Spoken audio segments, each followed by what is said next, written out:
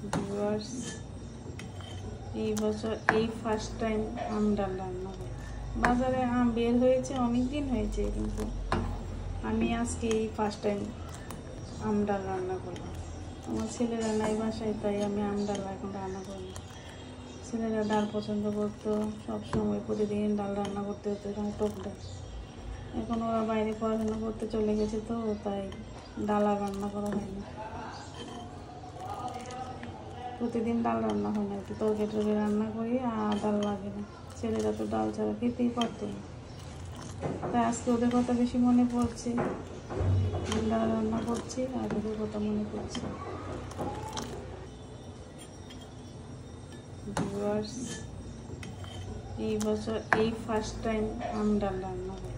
বাজারে আম বের হয়েছে, অনেক দিন হয়েছে, কিন্তু আমি আজকে এই ফার্স্ট টাইম আম ডাল রান্না করলাম। আমার ছেলেরা নাই বাসায়, তাই আমি আম ডাল এখন রান্না করি। ছেলেরা ডাল পছন্দ করতো, সবসময় প্রতিদিন ডাল রান্না করতে হতো, এরকম টক ডাল। এখন ওরা বাইরে পড়াশোনা করতে চলে গেছে, তো তাই ডাল আর রান্না করা হয়নি। প্রতিদিন ডাল রান্না হয় না, একটু তরকারি রান্না করি, আর ডাল লাগে না।